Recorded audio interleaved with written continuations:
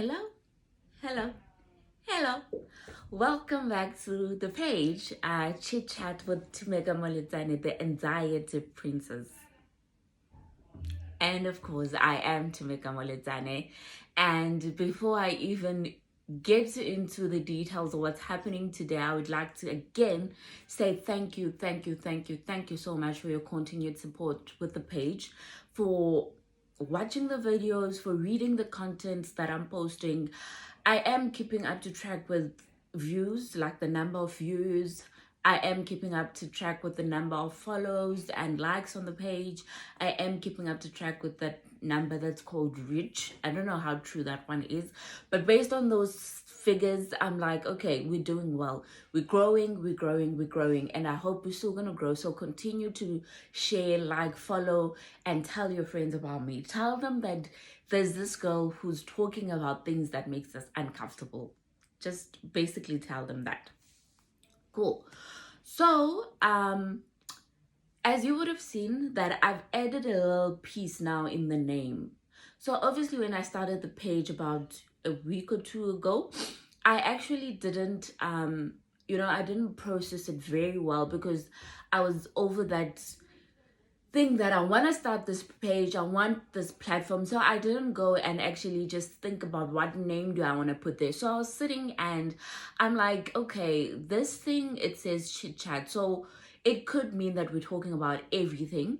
It doesn't provide the clear picture of what the page is about. And the page is actually at this point only about anxiety and mental illness. And I think I am going to keep it that way for a little while. And then if there's other topics that I feel as though needs to be raised, then in that time we'll deal with those topics. But at this point in time, at this stage, we're just dealing with mental illness. So I was like, okay, cool. I need to add a little bit something just so that people actually know what the page is about. So I decided to add the Anxiety Princess fit. So maybe now you're asking yourself, why the Anxiety Princess?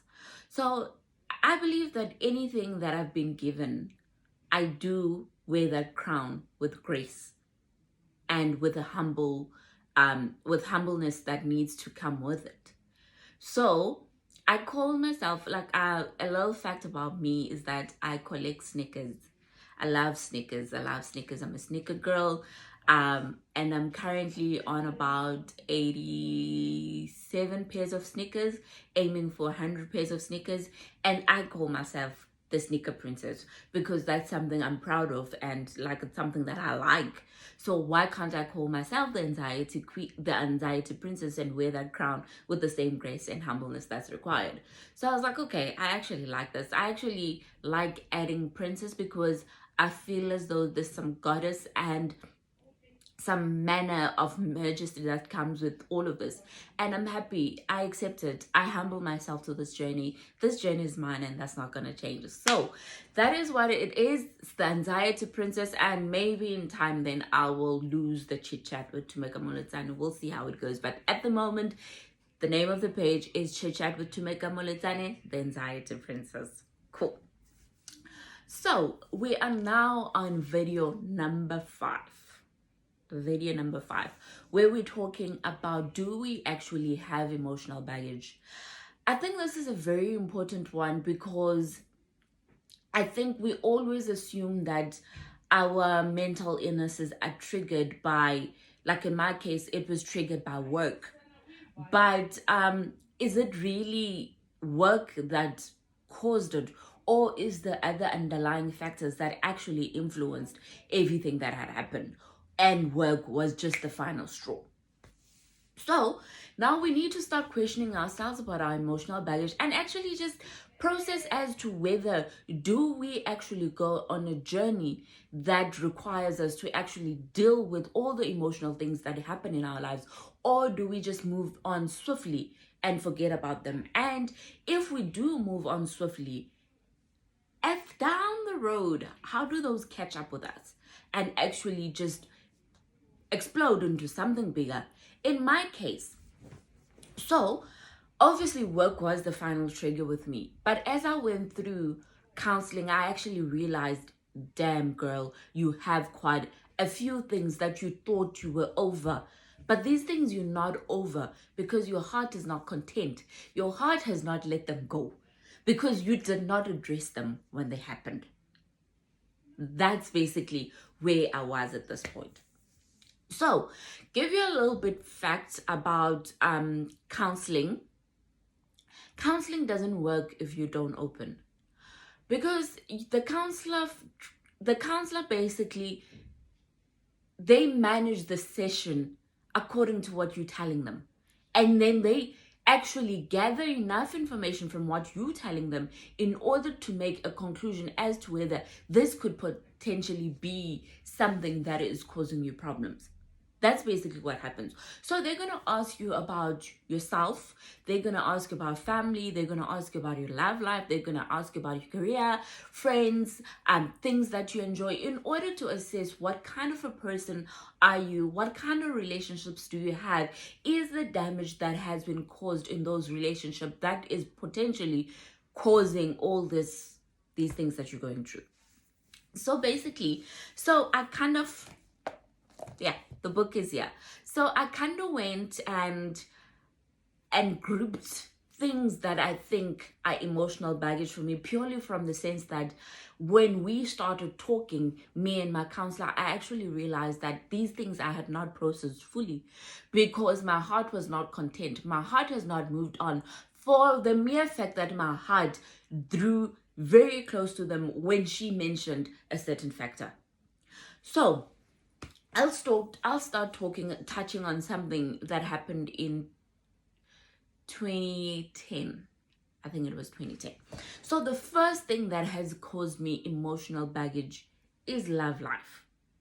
As silly as that sounds, it is love life. And simply because this particular thing in 2009, I got into my serious relationship, It was serious in the fact that it was a relationship where I actually could see that this person wanted to grow me. We wanted to grow each other. We had a deeper emotional connection. And simply because now I was at an age where I understood what a relationship was, basically. So, got into this relationship 2009 and up until 2010. And out of that relationship, things didn't go well. And basically, I was dumped. It's that simple. I was dumped, and simply because he had his reasons, it was, at the end of the day, it was a mutual decision to part ways, because there were factors within the relationship that we could not move away from or move from, and we had an obstacle on the way, and it was going to be there as long as we were in that relationship. So now I'm a 20-year-old doing my third year, going to third year in 2010, and now I face rejection, because that's basically what it is, because the person was given an opportunity to choose, and they chose something else as opposed to choosing the relationship they had with me. So now I'm facing rejection in the first relationship that I'm in. I didn't make the decision to move on. He basically made the decision to move on. I remember I went back to school, starting my third year. I remember I went back to school and I fell into a trance of depression. I think it was depression.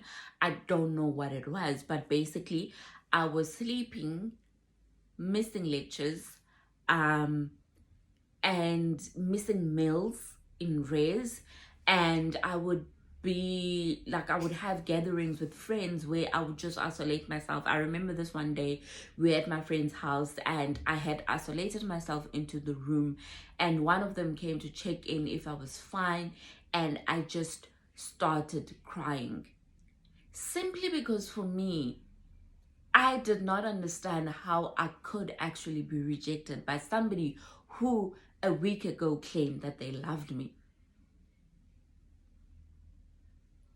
Do you get it? So now I'm this 20-year-old who actually did believe that there was something called love, but this 20-year-old has been in this position where they are rejected and they're dealing with it. I think I was in that trance of depression for about 9 months, because I still remember this happened in January, and then I went home in September for a funeral. And when I got home, I had lost so much weight. Like, I was so thin.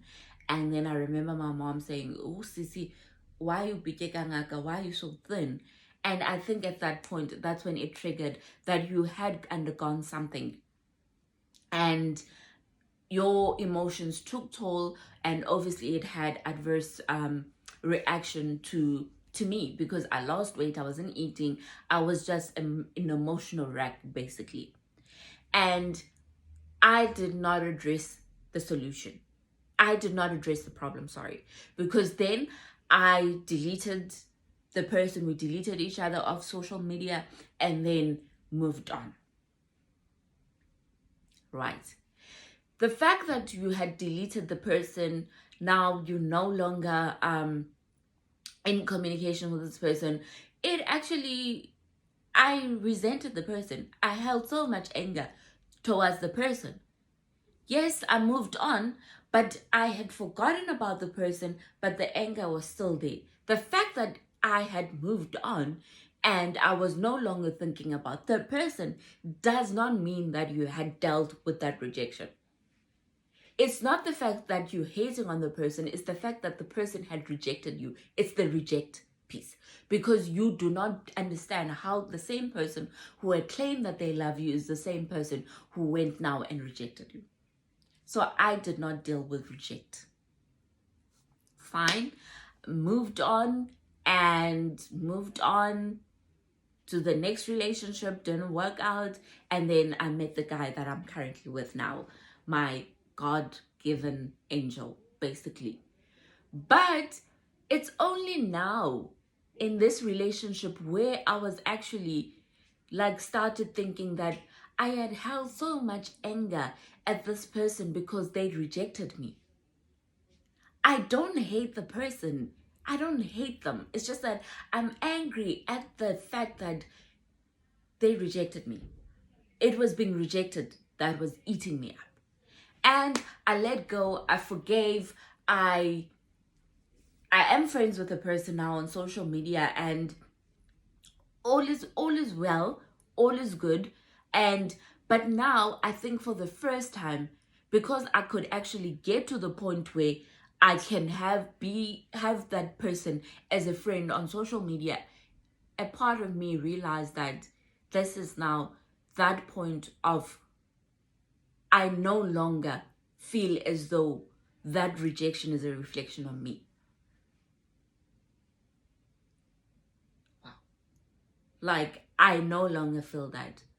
So, do you have any past relationships that happened where you actually did feel rejected? And whether do you deal with the emotional damage that a breakup does to you? I don't think any of us do get in relationships to actually already plan a breakup. You invest so much of your time, you invest so much of your love. Like, that person takes a piece of you. So you can't tell me once you guys break up, you're all good and well. Life can continue. It's all good and well. I don't think so. I honestly think there is emotional baggage that we need to deal with relationships that have passed. That is that. So now I think I'm content. I'm no longer angry, and I no longer feel that the rejection was any reflection on me or on them, for that matter. That is the first emotional baggage that I have. Basically, love. Second baggage is loss. So, I think we all deal with it. We all have experienced it in one way or another. I lost my dad when I was in matric, writing my trial exam in September. And my dad loved me. But I did not have, because by the time I got old, my dad was also old. My dad was very old. So he had me, I think, when he was 60. And then when he passed away, I was 17 and he was 77. I think those are the years. But he was very old. And then he passed away, and then my mother had to fulfill the role of being a mother and a father, and she did an amazing job. So there's that loss that came at a point when all I ever wanted to do in my life was to make my parents proud, to a point where they could say, we are so proud of her. So I never got the chance to make my father proud because he wasn't around when I achieved the things I wanted to do. So my father passed away, and then my big brother had to step in, and he fulfilled that role with grace and humbleness. My older brother, he was a gentleman. That's all I can say. He was a gentleman, a very soft-spoken person. He was my biggest cheerleader. So he passed away in 2013 when I was starting my articles and I had just moved to Cape Town. And that's the loss I didn't work through. Simply because I think a part of me is still in disbelief. A part of me, like, that is my emotional baggage that I'll probably carry for a very, very, very long time. Simply because I don't understand why it happened at that point. When I was so close to achieving everything that he was cheering me on, why didn't he stay just to watch me rip the benefits of the things that I have been fighting for, that he was helping me fight for? So that's my emotional baggage. I don't know how I'll ever work through it, but till this day, I don't understand.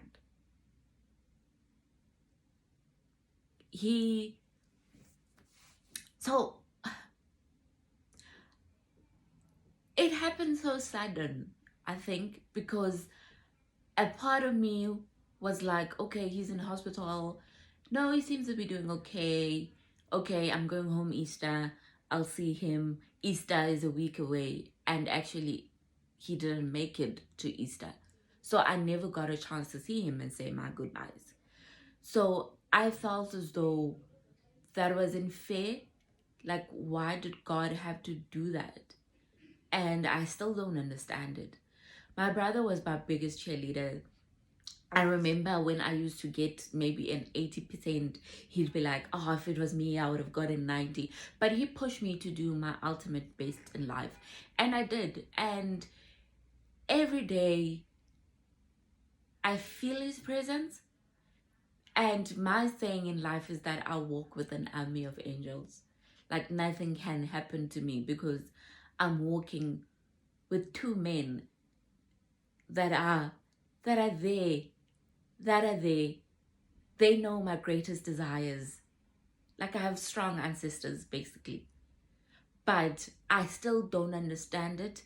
And this one, it's an unresolved emotional baggage. And I can't help it. I'm trying to contain the tears now because this is it's a huge part, and I miss him. I miss him. I miss him. He meant the world to me. He meant the world to me. I loved him dearly. I still love him. But every day, as I work harder to achieve things that I'm doing for my mother, I'm like, I know you're looking down on me with pride. Or at least I can hope that he's looking down at me with pride and being like, you're taking good care of our mother. That's all I can say. So I moved on swiftly from that one because it's a very touchy, like I could go on and on and on about what kind of a person he was. So that is another emotional baggage. And I think with loss, there is acceptance of some losses that we go through, because those people are old. Like my father and my gran, who passed away in 2018, I have been able to accept it in the sense that because I could see the pain that they were in on this earth, and because they were old, I could see the pain. It's easier to accept God's decision to take them and call them home because you know now that they're at peace, you know that they're at rest. But the unexpected, I think you need to investigate those losses that you don't see coming. They leave you damaged, and until you address them, you carry that emotional damage. So that is my emotional baggage. I carry it. I try to manage it. It's not easy. That is that. That's loss.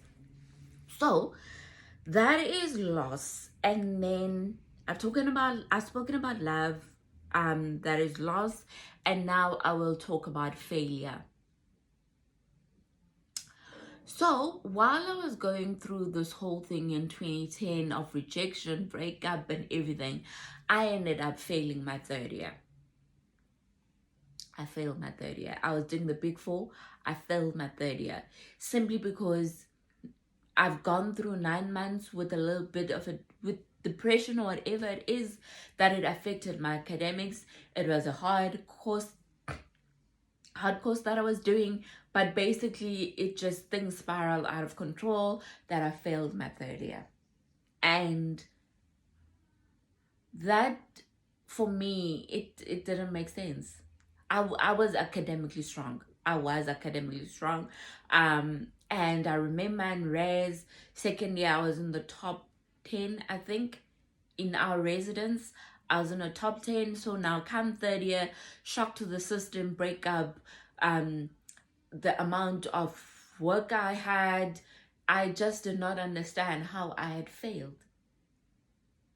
And I didn't deal well with it. Like, I was not a student who fails. But I think now that was not the only failure in my life within the career that I had chosen. Failed my third year, repeated my third year in 2011, and I passed. And then 2012, I took a gap year simply because I had no financial means to continue my studies. And secondly, I did not know what I wanted to do. I wanted to do honors in tax, and then I didn't want to pursue the CA route. So I took a year off. And in that year, I felt like an even bigger failure. Because now I had this degree, I'm unable to secure employment. I tried. I was being rejected left, right, and center for jobs. And it was that I'm just building up the amount of failure that came with my career. And it was that. And then I got a job, articles, in 2013. And then while I was doing articles, I was doing my honors through UNISA. And in 2013, I failed that first year of honors. So there's failure of my third year. There's failure in the sense that while my peers were out there pursuing their postgrads, I was sitting and chilling at home, unable to even secure a job. And then failure in that year.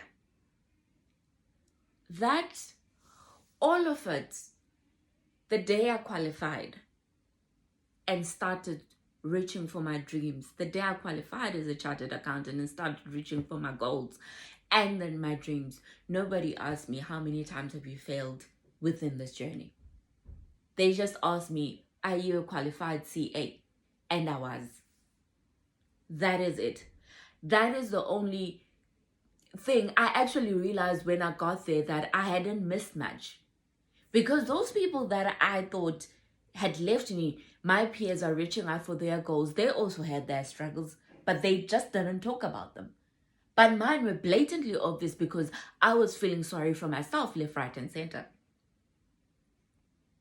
So the day I got to work, the day I started living my best life and achieving my dreams, nobody asked me, did you fail this qualification along the way? They just asked me, are you a qualified CA? And I was. And I actually have made, like, while I was thinking, and I was like, I wonder how my life would have been if I was a record time student and anything. Maybe I would have been partner now. Who knows? But anyways, but I'm at a position where God wanted me to be. This is where I am now. And now I appreciate the things that I have even more. because they came with struggles. And I always tell everyone who says, oh, I failed, this qualification is so hard, all that things, that when you get it, nobody's going to ask you if you failed. They're only going to ask if you actually are a qualified CA. And that's all that matters. So, failure, you need to assess how is your life going to be different. And this position that you are in now, failing, like if you had failed 3 or 4 years ago and you reflect on your life now and you're like, what have I learned through that failure? For me personally, I have learned to appreciate the position that God had put me in now. I appreciate the things that I work for. I work hard for the things that I have. And this year I came back, bought my apartment, bought a car, getting married, and I'm like, yes, girl. Yes, girl. But the value that these things have in my life, it's with pride. I have so much pride in them because I know my struggles. The struggles and the failures that I've encountered in my life are making me appreciate the things that I have now. So if you're failing now in life, there's going to be, if you keep working hard, there's going to be something positive waiting for you at the end of this all. And you're going to appreciate everything that you have, and you're going to value it, and you're going to value hard work. Hard work is going to make you and push you in everything that you are doing in life. And you're going to appreciate the things that come with hard work. So that's where I'm at my life, that even those failures that I had dealt with, I'm satisfied they happened there. So that was another emotional baggage I was carrying. The fact that I look at all the failures that I carried and I start comparing what my peers have achieved and what I haven't achieved. But now I'm like, oh, look at what I've achieved. And I actually appreciate it even more because it came with tears, it came with hard work, and it came with a lot of sacrifices along the way. That's another failure. Cool. And then now let me just try to interlink these two. And now career is another emotional baggage. It is. And I think my biggest emotional baggage came in the sense that when I moved to Ireland, I was a manager for one of the big 4 firms, and I took a step down because then when I got the job in that other big 4, I was going to be an assistant manager. So I was a manager, and now I got demoted basically because now I was going to be an assistant manager. And then I started weighing the things that could happen. Like I started weighing the pros and cons of both me staying at home here in South Africa and continuing to be a manager, taking this opportunity, and obviously this opportunity was more appealing than me staying at home. And when I got there, I set myself a goal that within this year that you're starting, you're going to get promoted into a manager, because I knew how hard I work. I work very hard. Like at work, I give work my all.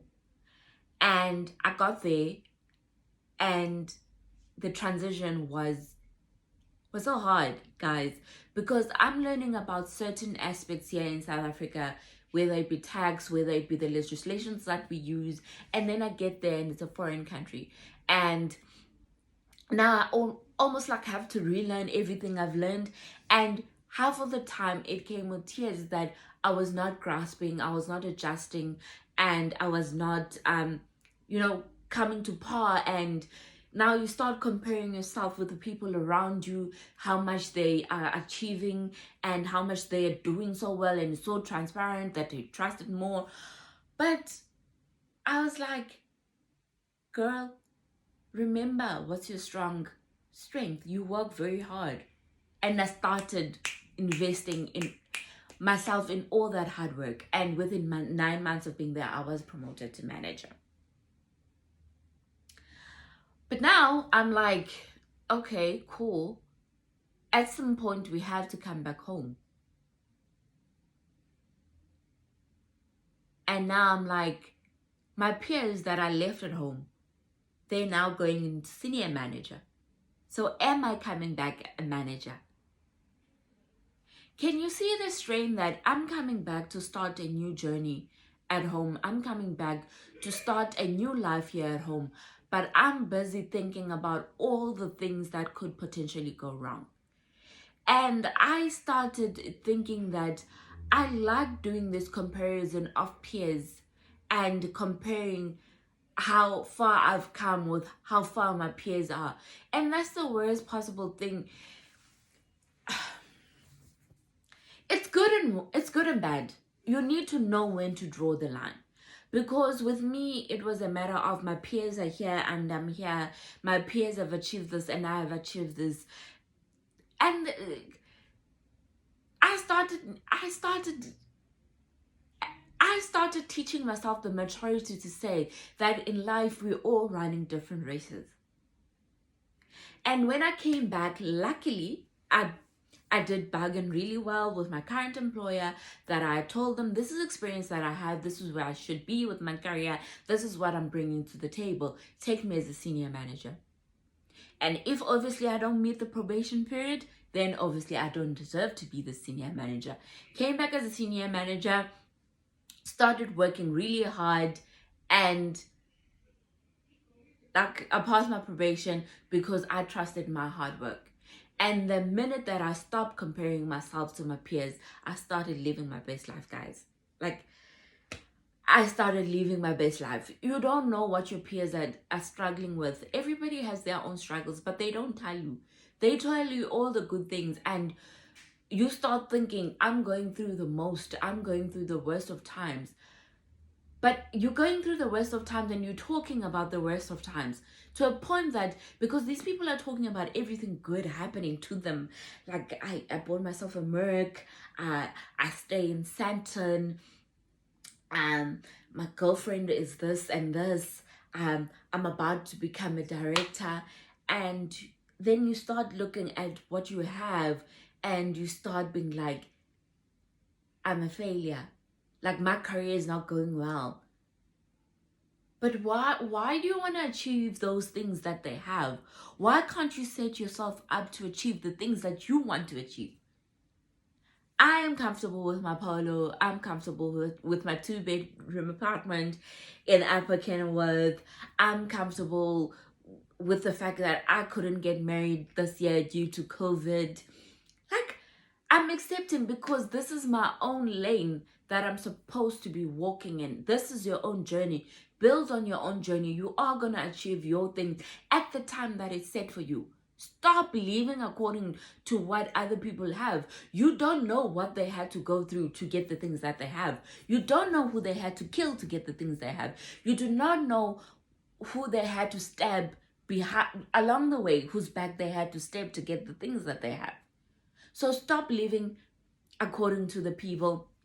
Start building your own and achieving your things according to your time. So that is another problem that I had. The fact that I liked comparing to what my peers have achieved. But now I'm like, oh, good and well. When peers tell me they've achieved this, I cheer them on. I cheer people next to me to achieve greater, because we all have our own purpose in this life that we need to fulfill. Great. And I'm cautious of the fact that this video is now currently on 33 minutes. And I thought today I was going to do a video of 30 minutes, but let's see if I can cover the rest of the points in 7 minutes and just make a video of 40 minutes, basically. I'll try. Cool. So that for me, that emotional baggage covers two things: career and pressure. Pressure that you impose on yourself. Now, I'm going to touch on another factor of pressure, which that I've mentioned. For me, my biggest strength is hard work. I know how to work hard, and I pride myself in that. Like, I know the opportunities that I've been given. There are other people who are crying, who are breaking down, requiring those same opportunities, and I've been blessed to be given those opportunities. So I utilize them very wisely and I value them.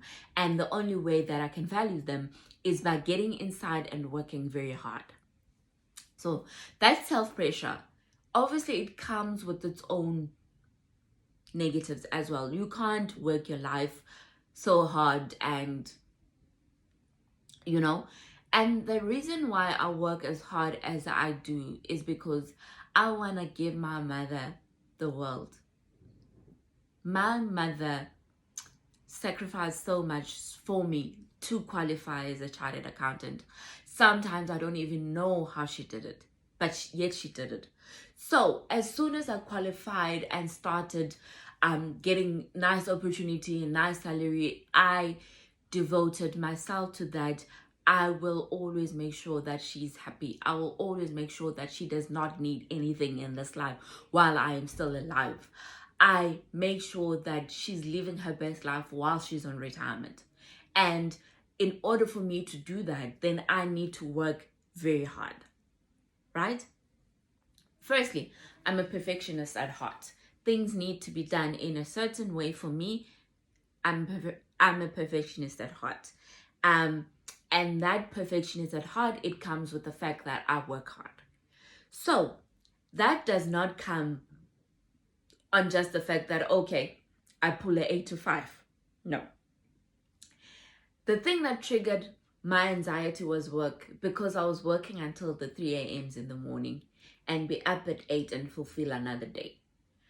When I'm in a trance of working, I work very hard. Like my sister always laughs when I pull a day that's not working too hard, and she'll be like, oh, you're not working too hard today. And then she'd be like, but I don't want to be you, because when you're working, you're working. I work 7 days a week, 12 hours a day, 12 to 15 hours a day. That's me when I work. So that also comes in. It's not physically possible on the body to endure such working hours, basically. So I always need to remind myself that you can't push yourself like this. So self-pressure is also one of my emotional baggage, because I do not know when to draw the line. Simply because I have people that are dependent on me, and the fact that obviously I depend on me. I like nice things. And in order for you to get nice things, you have to work for them. So that is another thing. It is an emotional baggage for me, because in that time, I don't maintain a good work-life balance. And obviously, when I work that hard, guys, my anxiety attacks are quite frequent. My symptoms, they do go sky high, and it's not healthy. It's not healthy. So I do maintain quite an unhealthy working relationship with myself, and that's not good. That's not good. Like, I only took leave this year in August when we had the long weekend. That's the only time I took leave this year. So obviously that is mentally draining to work that hard. So piece of advice, put work down. Like, once you leave the working environment you work with, they're going to replace you. So try to maintain a good working life balance. I'm still learning how to do it, and it is causing some of my anxiety. Cool. That is that. And then the last thing, I think we all struggle with this emotional baggage, is regret. And for me, it's regret. One, missed opportunities that I could have taken that I didn't take. And some of them because I doubted my self-confidence. And especially when I started having anxiety. I'm a very outspoken person. I speak a lot, and like, I used to be very comfortable with public speaking. And the minute my anxiety hit, I started doubting my capabilities, and I started doubting my confidence. And within that, I have missed opportunities that have came because I did not trust myself enough to actually sit through those opportunities and pursue them. So now I think starting this platform for me has been one of the challenging things that I've had to do while I'm on this journey. And it means that I'm slowly regaining that confidence enough to speak to you guys like this. It takes quite a bit of time, guys. Because you don't know what you're going to say. Like, it's not as if I've written a script, basically, that I'm going to say. All I've done is to jot down the points, and I basically need to come up with the content that I'm talking. So please watch these videos, because I do put in a little bit of effort to bring them to life. And I'm grateful you guys have given me the platform, because now my confidence is coming back. But that's one of my emotional baggage, the opportunities that I've missed, simply because I did not trust myself enough. The second one, and the last one, is the time that I wasted in relationship, in friendships, building friendships that did not add any value in my life. And adding value into your life is not simply because you have something to benefit from the person. No, it's not that. It's simply because you were putting more in. You're putting in. Your friend is taking out. You're putting in. Your friend is taking out. But your friend is not putting in. Like, it's not a I give. You give. Your friend takes. To a point you're like, no, man, this can't be a healthy friendship that I have. It needs to be a two-way string. And yes, if you are in a position where you can give, all good and well. But if you do know you can both give, then it should be an equal split. So the other thing I regret is time I wasted on friendships. And some friendships have taught me good things, but it was time to part ways, which is all good and well. And now it has given me that thing to actually know who is at my corner, who's cheering me on as a friend. So that's another thing, regret, because I haven't processed those emotions, and the fact that I kind of kick myself for the time and the things that I've given in order to make friendships work, and in order to make love work, love that didn't deserve you. But I've worked through those because it's simply that point where my heart is content. That's when I know I've worked through something. It's when I start thinking about it, it doesn't arouse emotion, it doesn't arouse anger, then I know that I have dealt with something. That is that. I feel like we actually need a reload of emotional baggage, because there is more emotional baggage, guys. There is more. These are the points that I've jotted down, and the video is now on 42. I'm just like, okay. But it is what it is. And I'll stop there with this one. But I think we will touch on it again. And obviously, I did say that obviously this is video 5 and we're supposed to have 6 videos, and I was gonna have a video where I come and bring my friend to come chat to you guys about her experience, but then I realized that would have been Wednesday when I dropped the next video. But obviously I don't want to pull people out of work, so I think I will leave that video for Sunday, where I'll ask her to join me on this platform. So I will try to shoot a video this coming week. It's a very important week in my life, but I will share. So I'm gonna be super busy, but I will share everything with you guys when it's done. But it's an important week in my life, but I will try to shoot a short video. If not, I will post content throughout the week, just to keep you guys busy. But let me share with you what is coming up on the page. So I did go down and see what other topics would I want to cover on the page. So the topics that we'll be discussing is the type of anxiety. So there's quite a bit of anxieties, different kinds of anxieties. We'll touch on the types of anxieties that are out there, so you can actually identify which one you have. And then we will talk about what anxiety has taught me and how it has changed my life. Basically, things that I've learned from anxiety. We'll talk about how anxiety has affected my relationships, whether it be friendships, whether it be relationships with people, with the person I love, and how it has changed my relationship with family as well. And then we'll do misconceptions reloaded. That is coming up. we'll do that. And then I will touch on how you actually manage work stress in order to actually reduce your anxiety. So we'll touch on that. And then I still want someone who has depression to come on the platform so we can touch on depression. My aim is to reach out to different kind of people who are dealing with different types of mental illness to come on the channel as well. And then there's this one that I'm almost like, okay, should I not? But I think I will. This one is anxiety in men, mental illness in the male gender. That's what I want to talk about, and how society is killing our men because they think our men should be strong enough not to deal with mental illness. So that is potentially another subject that I want to touch on. But anyways, that is it for this week. This video is a mouthful, but I hope you will enjoy it. I hope you'll enjoy your Sunday with your families. Please take care and be safe out there. Bye.